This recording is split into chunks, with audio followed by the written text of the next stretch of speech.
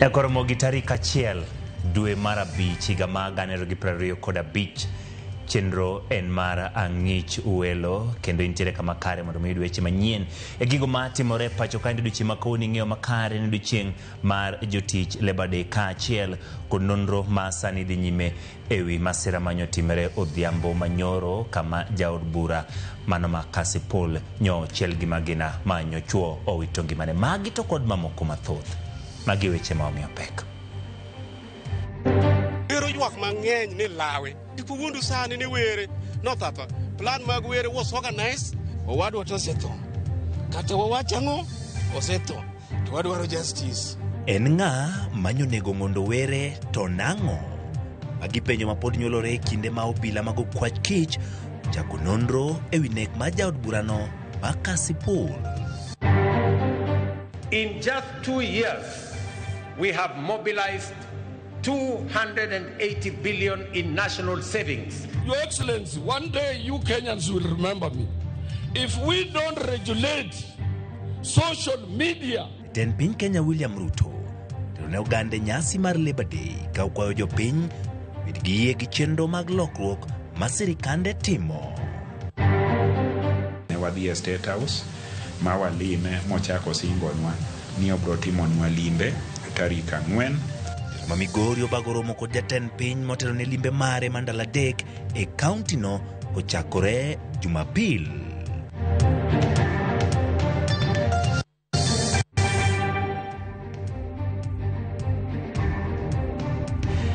Nakoromogi kaka pile laiwa duto mag tudruok gin mago moyaw nyalo tudri koda kimia pachi e weche manyien modhi kelo ni odiochieng' ma kawuono nyinga Ochieng Emmanuel jalo kumarwa en Belinda Phillips bed kodwa chakruok nyaka giko kawa chako en ni familia mar jaod bura ma Kasipul ong'ondo were manyo chiel gi magina monegi kod jonjore bore Nairobi koro seo piny owacho ewi nek mare. Gikoni piny owacho ne orem kawo ndamo mar nono motegno ng'ur mane ochiwo ni ngimane ni kamarach kata bang' goyo lipot ne obila mag kwach kich. Kaka jafamo marwa e kaunti ma Homabay Ali Abich lero jopiny e kar chieng' bura ma Kasipul bende ochiwo pachgi ewi tho ma jatelono.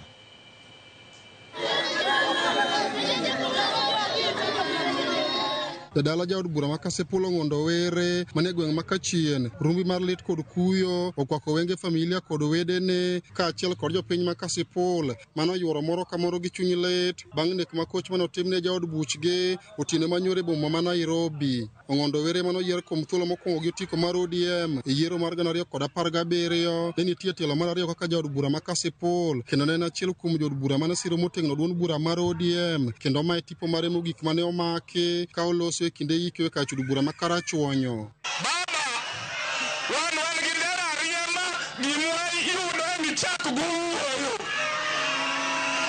Amiyo gimiwacho kod wacho mana dhi anini piny tanindo. Familia mar jaod bura no ka otelo kod wadgi James Were wacho ni ong'ondo were ne osegolo ywak mare ni ngimane ni kamarach kendo ne osedhi ogolo lipot ne obila mag kwach kich to onge gima ne otim ka okoni sirikal ong'iyo tho mar wadgi no kapok ni ochiele gi magina ma owito ngimane. Wero ywak mang'eny ni lawe ma wero ywak ni nitie joma Kasipul nitie kansila moro MCA kansila Sario MCAs ne nitie achiel ma gima ne dwaro jatelo moro maduong' e bonde nitie emwadwa ni konywa kod resources nitie koro onge gimigo chok buro chako ket Kisumo ma were ni lawa left and right koro gik ma kikuwundu sani ni were no tata plan mag were was organized gi sirkal politicians moko manie county ka madongo to gi joma nyocha gi support gi wede gi moko sirkal was aware gimonego were en broad based government. Onge mincing of words. Were ng'amonegi okotho kende. Osendiko nyaka statement ka DCI headquarter. Onge konyruok. Osewacho nyaka joma Nairobi momi polise joma Nairobi mi kodesa mondo nege ka mosiemo nyaka hotel. Familia mar were wacho ni giyudo bok maduong' kaluwore kod nek makoch mano timne wuodgi no kendo dwaro margi en mondo piny owacho otim nonro mapiyo kendo mak jogo eko mano chano kendo chielo gi magina jaod bura ma Kasipul magi wacho ni ne en jatelo mano oikore tieno jopiny mano tere od bura. Wan gi moro as a family owadwa to seto kata wawachang'o osetho to wadwaro justice. Were nigi nyithindo gidwaro justice. Were nigi mondege wadwaro justice.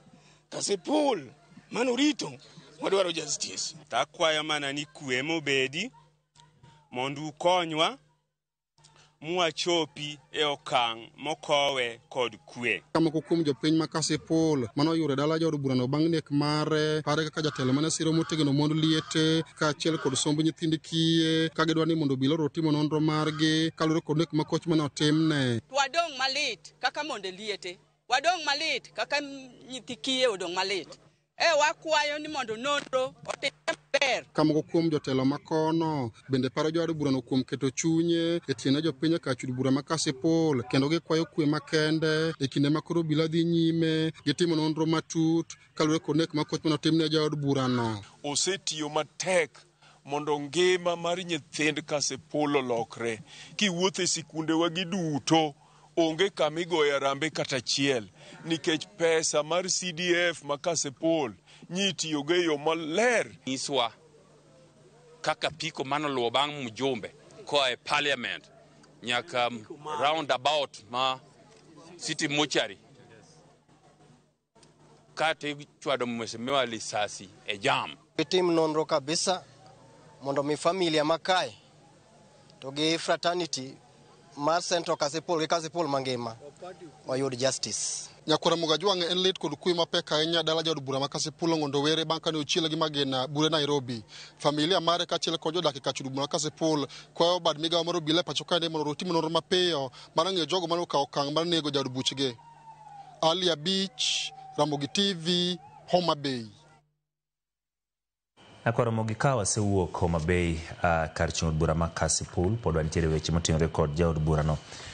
Sama jopiny pod yuago tho mar jaod bura ma Kasipul Charles Ong'ondo Were penjo mathoth ewi ng'ama ne Ong'ondo en, kama ne osome, tijege kod kit siasa pod nie pacho oganda. Jafwambo mar Walter Nyambaga kolono mathoth. Nimeshukuru sana kwa kulika kwangu hapa. Charles Ong'ondo Were mane en jaod bura ma Kasipul, jal mane siasa ne nene kod miyung'o ahinya to ka odhumo oswayo. Igena abuyo gi Kiswahili nikech koni bet Kisumu ema ging'e ahinya oswayo ni wan jomugo kuja mwatumnade emwang'eyi. Nyako jambo nimeshukuru sana na nitarudi. To wuodhe siasa osechalo nade. Bang' nyuolne kar chung' od bura ma Kasipul, Ong'ondo nochako sombe sikul primary ma Karabok e higa mar 1976 nyaka higa mar 1982. Ne osodo e sekondar ma Oyugis e higa mar 1986 kama noyude certificate mar sekondar. Bang' bedo kod yo machuok, Ong'ondo nodonjo e mbalariany ma Meru kendo timo tiegruok e rang'iny mar certificate e Towtend County midendo ni County Governance e higa mar 2012 nyaka 2013. Ong'ondo bende nosomo weche mag ohala e rang'iny mar diploma e mbalariany ma Mount Kenya e higa mar 2013 nyaka 2014. Jatelono bende ne omedo rang'iny mar sombe e digri e weche mag ohala mane mbalariany mar Mount Kenya e higa mar 2015 nyaka 2017. Kane ochopo higa mar 2019, Ong'ondo ne omedo sombe rang'iny mar masters e weche mag nyiepo kod ohala. Sisi tunakula. Nilimwambia watu wa Kasipul chukua kula, hakuna cha kurudisha. Kapok ne odonje siasa, jatelo ne obedo kod thuolo mar tiye kembe mag ji giwegi, moting'o bedo jatatije maduong' e kambi mar Victoria Cleaning Services e higa mar 2003 nyaka 2022.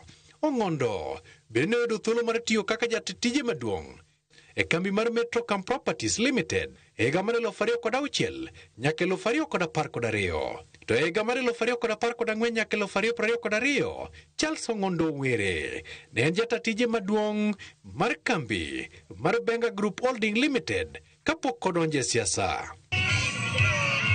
E higa mar 2017, Yiero maduong' Charles Ong'ondo Were ne odirore pap mar siasa kendo chung' kama ne ochame muma kaka jaod bura ma Kasipul tielo mokwongo. Yiero melo 2022 Ong'ondo ne oyudo thuolo mar yombo tielo mar ariyo kaka jaod bura ma Kasipul. Kinde mag siasa Ong'ondo ne jakanyo mar ODM Matimata. Kamanyo orito koro nyochopo higni 7 korito to kopogore gi higni 7 manorite osewuotho gi joka Kasipul higni mang'eny. An kaka Gladys Wanga gavana ma Homa Bay awito siepna, awito jakora, awito jambakana, awito ng'ama wariego siasa. Atimo mos ahinya ne family mare. Ong'ondo nyo jagoro maduong' mar ODM bade ma Homa Bay. Yiero mane wadhi mbele ni ne en achiel kuom jogo mane dwaro mondo benwa jakom. An anyalo wacho gi chuny mayot ni nang'eyo ni ka ne en interested to ne wadhi kete jakom. And en gima ne wasechako kuothe. Koro wawito ng'at ma ne ong'eyo tie loyalty. Nyadi mathoth ne opangore siasa kendo loso mojing gino mane miye picha mopogore kod josiasa mamoko. Branch mare mar party ma Kasipul orieyo motegno kendo nokonego ngimane ng'adre yo manong'adore gono.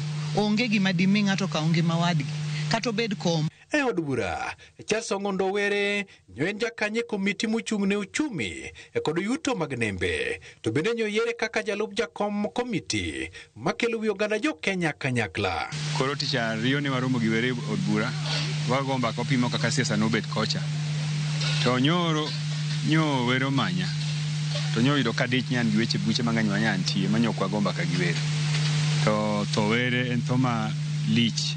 Kata kamano oganda mathoth mbui okoseling ka moko wacho weche moko manyotude kod njore motenre kod siasa to moko to pake kaka jal majaratiro. Ong'ondo nyorado kod thone odhiambo mar tich adek bang' wuok od bura. Walter Nyambaga, Ramogi TV. Kapod ntiere weche motenore kod mano wadwa limane od bura mondo wang'eni to ang'o mosebedo katimore od bura. Higni 2.5 mar loch mar od bura mar 13 rumbi mar kuyo osebedo kokwako aluora mar od bura kanyaka sani jood bura 3 kod senators 2 oseninde badgi. Jaod bura ma Banisa Hassan Kulo, jaod bura ma Malava Malulu Injendi kod senator ma Baringo William Chiptumo kaachiel gi jaod bura ma Kasipul Ong'ondo Were duto osigoriti ne od bura ma Mali kind higa ma 2023 nyaka sani. Jamo marwa Chris Owino kolono matut. Thuolo machuok bang' wuok twak mag od bura udhiambo mar chieng' tich ariyo jumani, jaod bura ma Kasipul Charles Ong'ondo Were ne orumo kod tho mar lwet jonjore wang' apaya ma Ngong Road buore Nairobi. Masira makamano mane otimore kar saa 1:30 mar otieno ne omayo od bura. Jaod bura machielo thuolo mar dweche 2 kende bang' tho mar jaod bura ma Malava Malulu Injendi dwe mar 2 higani. The perpetrator of this particular murder is known, and there is a way of violence that is creeping up in Homa Bay politics that must be tamed by law enforcement authority. Kaen wach siasa twadwa wakwar jo siasa wa ni ofise mag siasa ma wantie gi ok wan kuro permanent. Wan mana kuro 5 years. Ka bang' 5 years idhi yier. Inyalo rito mondo oyier 5 years tika office. To okone gi kawo ngima nyawadu imiyo family mare tabo nikech idwaro kom mobetieno. Kaen tho mar siasa wakwayo ni mondo jo siasa beduru mos. Nikech wachni Were osewache di mang'eny. Ngimana ni kamarach, ngimana ni kamarach. Osendiko barupe kowacho ni ngimane ni kamarach. Osewuoyo e podium, videos osegol ka Were wacho ni ng'ato lawe dwani mondo tiek ngimane. Kendo no pimo kata kaka jogo ne pimo wachno. Wadwa ni mondo kwach kich kik dhi mabor. Ging'eyo kendo nikech osetimo ripode gi mang'eny. Gikel ng'amo nego Were mondo wane ni justice otimore. Loch mar bunge mar 13 bwo tend spika mar od bura Moses Masika Wetangula ne oyudo midhiero mokwongo tarik 29 dwe mar 3 higa mar 2023 bang' jaod bura ma Banisa Hassan Kulo tho e masira mar apaya e kar dak ma South B. The mystery of life lies in our inability to tell when we shall die. Hiyo ni siri ambayo ni ya Mungu peke yake. Boche mag kuyo kod lit benene uliero e kaunti ma Baringo kaachiel kod od bura mar Senate tok tho seneta margi William Cheptumo dwe mar 2 higani. Nek mar Charles Ong'ondo Were koro chwalo kwan jo od bura ma osenindo e badgi chakre yiero maduong' mokalo nyaka jo od bura 3 kod seneta 1. Magi timore kinde machielo mar bago yiero madunde kuonde chung' od bura 5 osedigni kuom thuolo malach kaluwore kod onge mag commissioners mag duol mochung' ne yiero e pacho kae IEBC. Aput mochung' ne gwelo commissioners manyien mag IEBC kata kamano nyocha omiyo oganda jo Kenya geno bang' tieko chenro margi kendo singo mar chwalo nyingi 11 ne jatend piny William Ruto kapok ochopo tarik 11 dwe mar 5 higani. And so we sought to add some more days, and the Parliament graciously gave us 14 more days, which end on 11th of May. And so by 11th of May, we will have given the names to the President. Jatatije maduong' mar IEBC Hussein Marjan Hussein ne onyiso komiti mar od bura e chak higani gi geno mar bago yiero madundo e chak dwe mar 10 higani. Chris Owino, Ramogi TV, Nairobi. Kapod wantiere wach nonya Ramogi en ni apisas mag okwach kich dhi nyime gi timo nonro wi nek ma jaod bura ma Kasipul Charles Ong'ondo Were manyo negi kod jonjoro dhiambo ma tich adek. Magi timore seche ma anyuola mag Ong'ondo gi jotelo dhi nyime gi sundo bila matimo nonro mondo tim duto kendo yango adier e wi nek ma koch mar Ong'ondo Were. Eric Owenga ni kod ler. Apisas mag okwach kich nochopo kae mar manyo neno malong'o kendo yango kaka ne jonjore ochopo kanyo kendo timo tima koch no. Kagi manyo ler malong'o mar yango kaka nyo nek ma koch no timore, apisas go mag okwach kich bende ne ong'iyo picha mar CCTV kendo ndiko dho jal mane riembo nyamburko mane oting'o jadbura no kaachiel gi jarit mare maduto ne nitie e kinde no. Jonjore mane oting'ore apiko ne owuok ng'wech tok timo monj no. E seche mane obila dhi nyime gi timo nonro margi e wi nek ma koch mar jaod bura no, e pare ma Karen ne welo donjo mar chung' kod anyuola mare kendo chenro mamoko mag keto ikruok ne dhi nyime e pare ka. E tielo mokwongo anyuola mare ne obedo kod kwayo. As a family, we are saddened by the demise of Dad. Honorable Charles Were was a man of the people. Everyone loved him. All I can say is that we urge the investigative agencies to fasten the investigations so that Kenyans at large and the people of Kasipul can get to know what transpired. Wakwayo jomatimo kachero matimo nonro mondo gitim nonro maber, gimewa result maber nikech en gima lit kendo lit ahinya. Ka jaod bura inyalo kaw mana ngimane e ndara ka gweno. Kenyans maonge wipon, Kenyans maonge teko mora nyalo yudo sida machal nade. Governor ma Homa Bay Mikael Gladys Wanga mabende en jakom mar duond bura mar ODM natelo jotelo e chopo e par Ong'ondo mar kuyo ganyuola mare. Ni yo mano nego go Were. Okay, na yo monengo nego jatelo ka wan piny ma serious about security mar oganda dier. Though roundabout Madhi City mochari sa achiel gi nus kacha traffic joma dhi Kibira, joma dhi Lang'ata, joma dhi Kilimani, joma chiedho gi tiegi ng'eny, geche ng'eny. Kanyo bende kamidhi migoya mjumbe kama dheni wuok. Wuoyi mowito ma iluongo ni Mheshimiwa Charles Ong'ondo Were en wuoyi motegno ma jaratiro ma jachama mabe ok jam riambo be ok jam mibadhi. Gimong'isi no en kaka owacho ni go e kaka en. An kaka Gladys Wanga governor ma Homa Bay awito siepna, awito jakora, awito jambakana, awito ng'ama wariego siasa.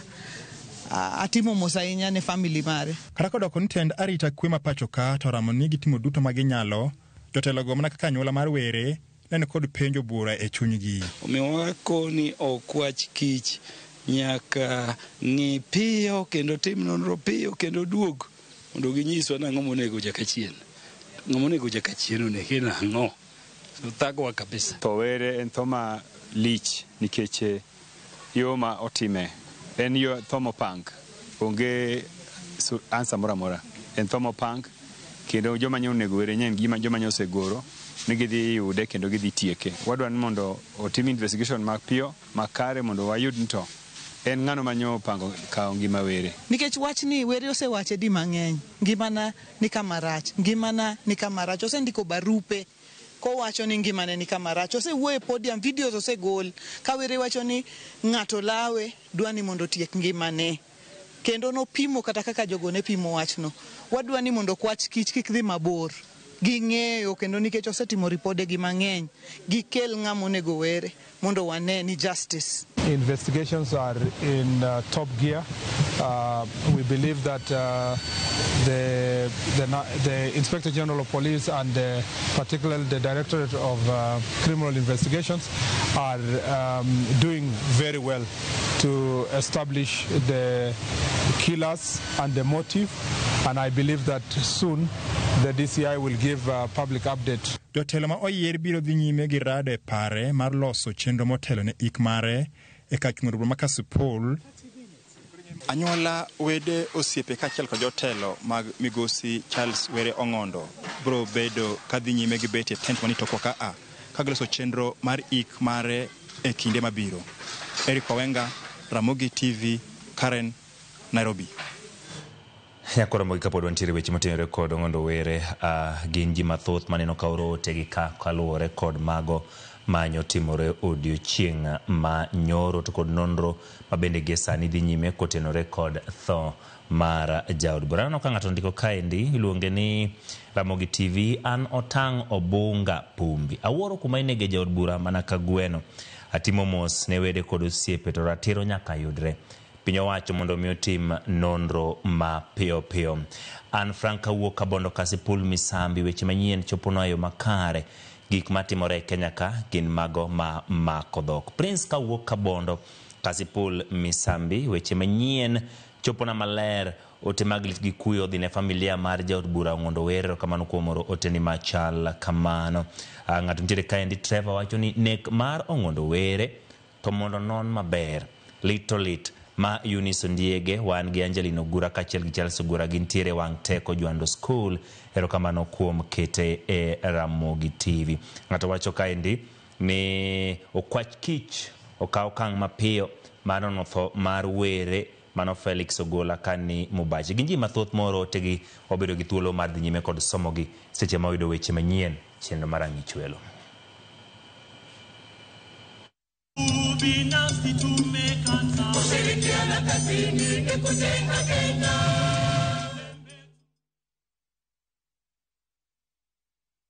Kowere gi weche mag tho to kod nonro, odiochieng' ma kawuono ne en odiochieng' mar Labour Day, odiochieng' jotich.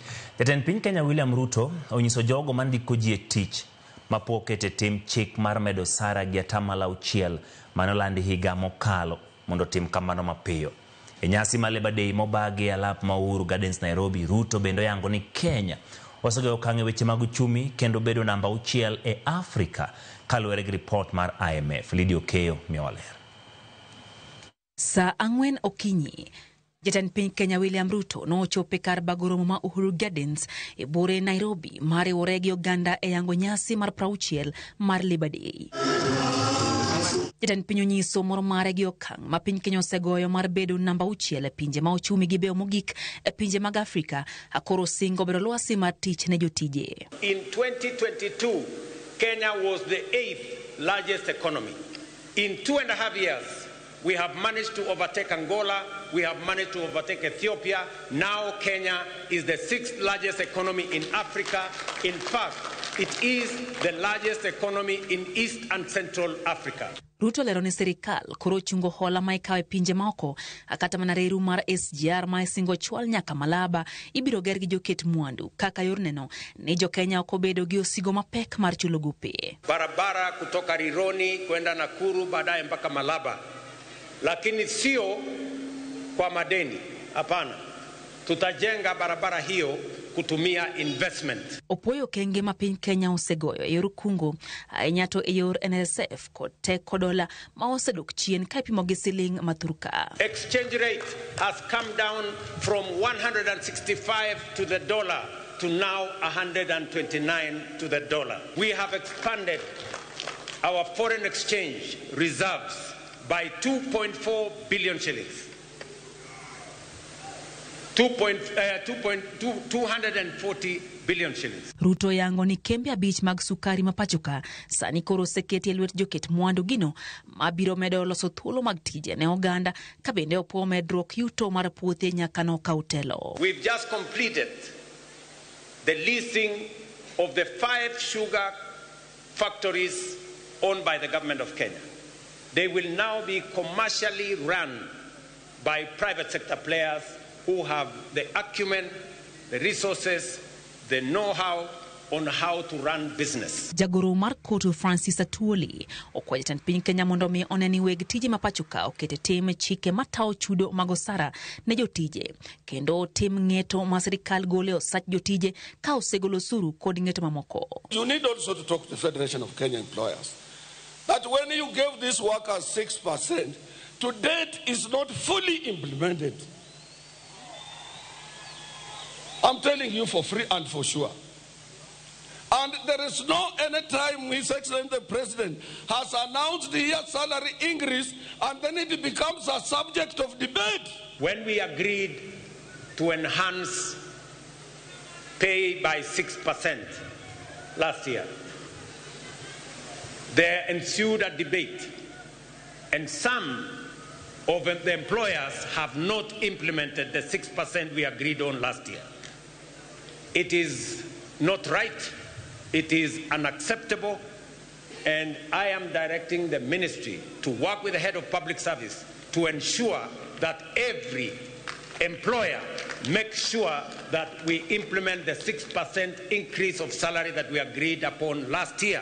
Jopiny mano chopo kata kamano moko kuomgi owuok ka chunygi ogore kaluwore ni geno margi e twak ma jatend piny ne ok ochopo kare. Gadier manitiere ni jotich dhi dala gi pesa ma ok nyalo konyogi. Koro no expect no med gimoro to kanyo winjo korenda ne wan gi kwan opa no nyalo medwa 20% mane Secretary General Dr. Francis Atuoli no kwayo. To kata kamano kanyo paneno ko wache gimoro mochomo. Nyakora Mgajwang kata bedo ni thoth geno mar oganda jo Kenya ok ochop kare kotenre kod meto mar osara kachiel gi duoko piny moko kuom osuru mijuoge pacho kae. Geno mar oganda jo Kenya en ni singo mochugi jatend piny Kenya William Ruto e nyasi ni mar 60 mar Labour Day ibiro chop kare. Lydia Okeyo, Ramogi TV, Uhuru Gardens, Nairobi. Kapod wantiere weche mag odiochieng' ma jotije Labour Day, piny owacho chano keto bilion 2.4 e ikomenda ni chenro mandiko jopuonj ma oyanko jatend piny Kenya William Ruto mane lose kinde nyasi ma Labour Day. Singo mag Ruto e sekta ni mar somo biro e kinde mar riwruok ma jopuonj to ywak ni ting' mar ndiko jopuonj odong' ne josiasa. Giditho Mondilea. E higa mar adek mar tich mar sirikand Kenya Kwanza, yuto ne sekta mar somo medruok e kwan mar jopuonj ma indiko e yo ma ongirore kod e yor orak. E hik omenda mar 2025-2026, jatend piny Kenya e kinde nyasi mar Labour osingo keto omenda mamoko bilion 2.4 indiko jopuonj mamoko. We are closing the teacher shortage gap that existed in 2022 of 116,000. We have recruited over 76,000 teachers in the last 2 years. And we have set aside another 2.4 billion shillings in this year's budget to hire additional teachers, 20,000 of them, with effect from January next year. Further, the government has allocated another 1.6 billion for capacity building for teachers and another 1 billion for the promotion of teachers. Wach makata kamano pod ywago kod riwruok mar jopuonj ne ok timie e yo ma owinjore. E twak marwa kod jalup jagoro mar riwruok mar jopuonj mar NAT Hesbon Otieno giywak ni nitie jopuonj mati kapok ondiki e kinde ma jowetegi to yudo tich kendo wegi e pap. Nitie jopuonj mosebodho mapok ondiki to chakre ne gidhi colleges kata mbalariany mane gidhi puonjore mondo gitegre weche mag puonj. Ne gitieko magi graduate otieko almost 10 years kata kapok giyudo tich. To nitie moko matieka ni to nikech ging'ere gi those politicians giyudo barupe kuonde makamago. Mibadhi ma Otieno koni ikelo kod bedo ni imiyo josiasa barupe mag ndiko jopuonje tich.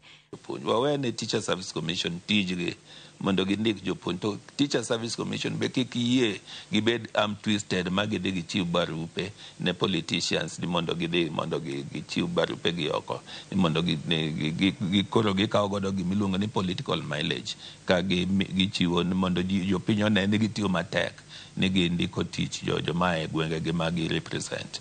We mondo ndik jopuonj odog ne Teacher Service Commission nikech mane tije. Bende riwruok mar NATO ywak ne piny owacho mondo rie weche mag okumba mag thieth ne jopuonj. System okoyie kawo jopuonj te nitie jopuonj 360,000 ma gitemo to ok donji. To jopuonj gi ing'ado gi pesa ni. To ka gidhi dwaro thieth to giyud thieth nikech gionge rekod. Koro sirikal onego tim matek nikech mato pesa madhi kiti mar sirikal. Kiti matek ni jopuonj ming'ado pesa ni sa asaya ma gidwaro services mag SHIF to giyude nikech ywak mang'eny ma wan godo gi ok onego bed ni kanyo ne timore. Nyaka ne sirikal mar Kenya Kwanza donji tich, jopuonj 76,000 osendiki e rang'iny ma opogore opogore. E kinde ma Kenya ikore ne chako grade mar 10 chenro mar CBE, geno nitie ni lokruok makare ibiro keti kama oriwo tiegruok ne jopuonj. Judith Omondi, Ramogi TV.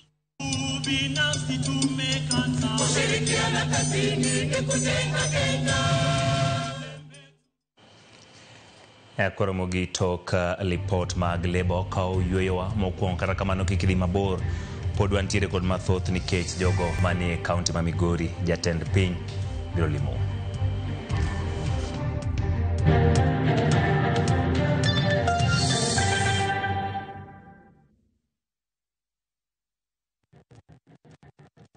How is school?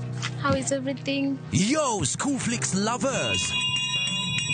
Just when you think you've seen everything Schoolflix has to offer, I have a dream. A very beautiful dream. Prepare to be blown away this holiday season. What? Exclusive brand new Schoolflix movies are here. Log on to viewsasa.com now and discover the new Schoolflix movies.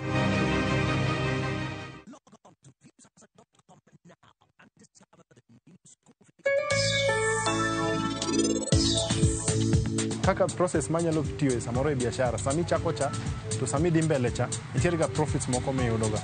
Inyalo amua yes matin aketo e savings to matin moko I make sure adongo go biashara.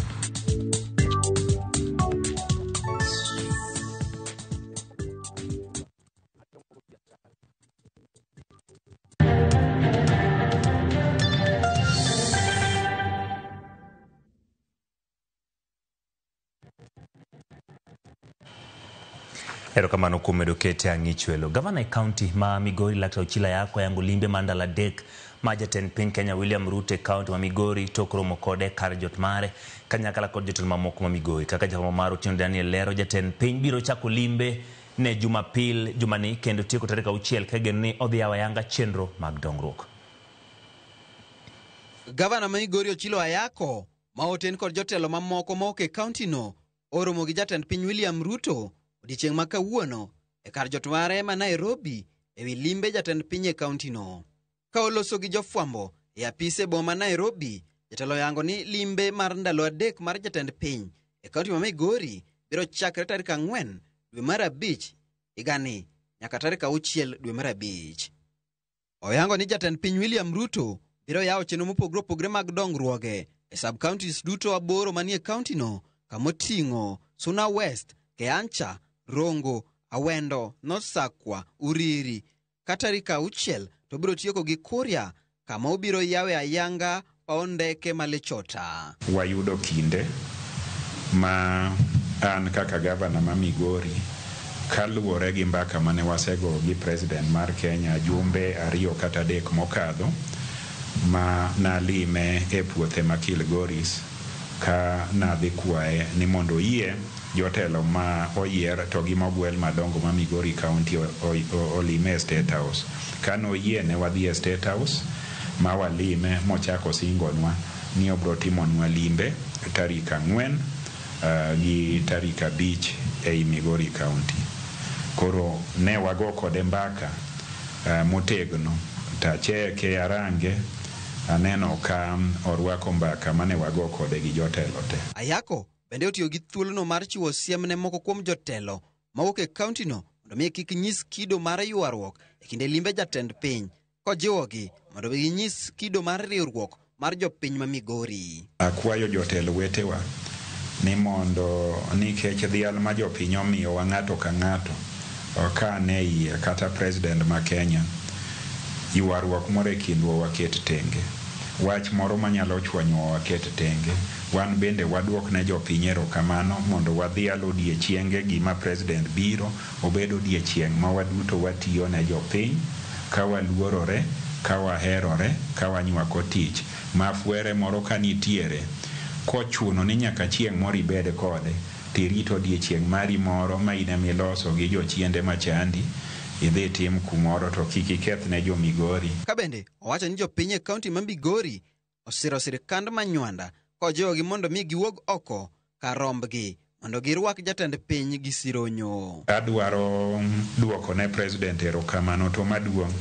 Adwa kwayo jopiny ni wawuog te kamiand yaka wino mondo warwak president ma Kenya. Wan jo Kenya machulo osuru, wan jo Kenya manigi geno kendo mago ombulu ma e president wa ma wamiyo kinde mondo bed president kendo ti gi pesa wa. Otino Daniel Ouma, Ramogi TV. Piny owacho kokalo e migawo masomo singo ni skunde mag piny owacho dhi chako yudo omenda mag somo mapiyo kaka nyalore. Moyanko jatend migawo masomo Migosi Ogamba bende ogolo sim ne jopuonj makawo omenda mathoth kuom jonyuol. Daniel Otieno nigi ler. Koloso gi jofwamb weche magawa ma Lake Naivasha e kinde romo mar twak e wilai manyien mar somo mano CBE, jatend migawo mar somo Migosi Ogamba osingo ni skunde mag piny owacho biro yudo omenda mag tayo chenro mag somo mapiyo kaka nyalore. Oyango ni gini e lalruok gi migawo mar omenda mar neno ni omenda mag somo maromo bilion 21 ochwel ne sikunde. Yeah, we're working with the Treasury, as I indicated, every single day. In fact, even today, our teams are there trying to push to see whether we can have the capitation released. And it's going to be released anytime because, as you are aware, because of the competition of the limited resources, the release of the exchequer sometimes delays. But we are working to ensure that the capitation for this term is released as soon as possible. And we'll be able to inform you once that is done. It'll be about 21 billion. Yeah, it should be about 21 billion, so we are working on that. Ogamba bende otiyo gi thuolono mar chiwo siem mager ne jopuonj madongo mag sikunde machoko omenda kuom jonyuol ataro mar chik. Odwaro ni kata obedo ni omendago seche moko deko kowuok kuom piny owacho, pod gibiro mana chiwo omendago e gikone. Is that one that ensure that in the areas of your inspection there are no institutions that are charging illegal levies, and if we find that that is being done, then we take administrative action against those particular officers. So they are not supposed to levy any illegal levies, because even when the capitation delays, the government will eventually release that capitation, and when that is done, then what happens to the illegal levies that they had levied. So korka kore jagoro mongirore migawo mar somo Julius Bitok oye nitiere fuok ahinya ewi omenda ma ichwalo ne sikunde ka koro dwaro nitiere mondo mi orang matut midhiero makamano. The other major issue which the Honorable Minister has been very handy, and I told the team to organize, is on names. There's a very serious data gap. There's a very serious gap on issues data in the ministry, and we are working very hard. We are going to upgrade or engineer names to create chemists. Giwacho magi mane seche machuok to kriruok mar jopuonj madongo mag sekondar Kesha chiwo siem ni chenro mag somo nyalo biro rochore kalore gi nok mar omenda mag somo. There is no institution that can learn properly without funding, without the resources. So we want the government to keep its part of the bargain, because it is the government itself that declared it will be giving to 2,244. And it stopped the parents from paying, and the parents were paying the year part. Otherwise, these things have been brought back to schools. They start complaining of illegal levies. But you cannot talk of illegal levies when the capitation is not coming. Where will you get the money from apart from going to back the parents? And sometimes they also don't have the money. And They are aware, they have all the documents. So you just say that you are not tired. We shall keep on inviting them as long as they are dates in schools. We shall keep on inviting them. Tino Daniel Ouma, Ramogi TV.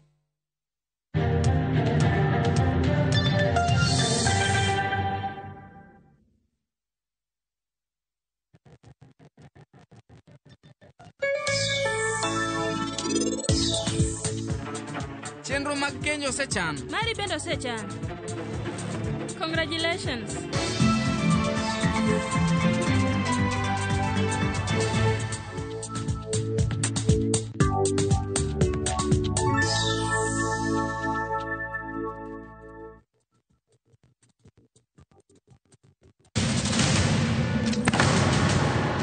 Duto teka unusi gi wachno. To ano kabibet ka ikinyuome. To kate arus mare ano kabibiro. Wuktich mabiro. Sigana manyien chako. Ere kaka ininyalo timre gosipna malich kamae. Kosiparo ni nen mana kende ka. An kamoro achiel kode. To joma ni kate bende ni kode. En chunje adek. Osiep. Hera. Koda timbe andhoga makelo chwanyruok. Koro onge kaka arus ni nyalo timo. Maye yawa. Ikrine wuodh Parineti. Sigana manyiso kaka inyalo tem paro kod lek ma ng'ato nigo. Kendo yiero nyalo loko gik moko duto.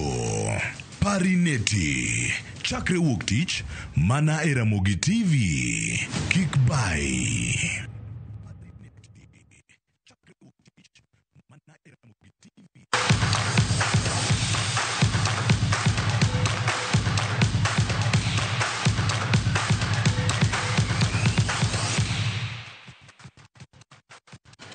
Machiegni e pau tuke timbe adhula mar The Rising Stars otieno makawuono tugo tukgi mokwongo e piem mag AFCON ma jotugo maikgi okengo 20 ma ibiro tugo kod tim ma Morocco e boma ma Cairo.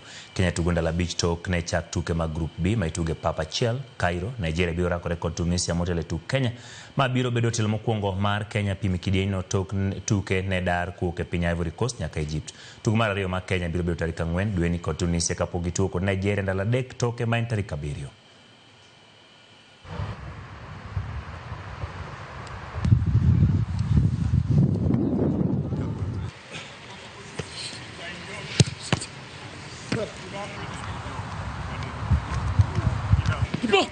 That's straight.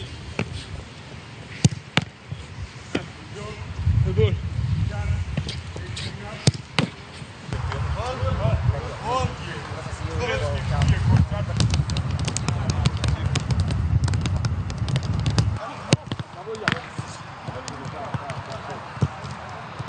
Vijana tumejiandaa vizuri kabisa tangu tukuje huku Egypt. Vijana wamekuwa kwa shape mzuri.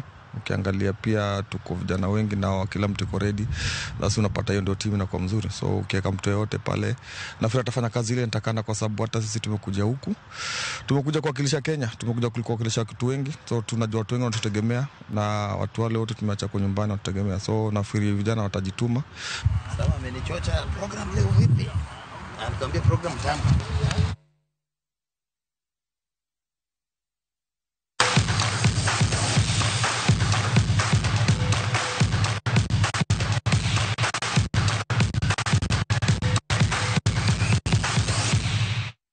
Yakora mogero kamano kum kete chendo marang'icho lontie jogo moro tegi kaindi kowuok kuom jaod bura mano mandhiwa elo familia ne kod jondhiwa ogomo sanya na familia mar Hon Charles Ngondo Were kuom lit mokwako piny. Lar masa Charles Ngondo Were kelo bugo ahinya ne gin kaka joma bei man Nyasaye mi familia mar chir kod hocho makende kinde mar kuyo ma chalo kamano mar ote mar jaod bura Martin Peters Owino wuod chief. Koma chielo bende okotho pande wuod Nyakacho Tino Ching Manuel Aoro ote mar lit kod kuyo ne familia mar Sir Charles Ngondo Were to ne oganda mawuok Kasipul to kod duond bura mar ODM komito jalno manochung' motegno kendo ne siro duond bura e yo mawinjore mano kotho pande wuod Nyakach kaachiel kod Ken Jam mawuok Ugis mabende wacho ni Ching Manuel an bende aoro ote mar lit kod kuyo ne familia mar Hon Charles Ngondo Were kuom lit mabende koro kwako gi kaachiel kod piny Kenya gi oganda e kaunti ma Homa Bay. Nyakwar Mgajwang' gin ote mathoth wabedo thuolo masomo gi kinde mabiro e chenro mano mar Uimore mano saa 3 mane mokelo kelowe giko nyinga Ochieng Emmanuel jaloko marwa ne en Belinda Phillips.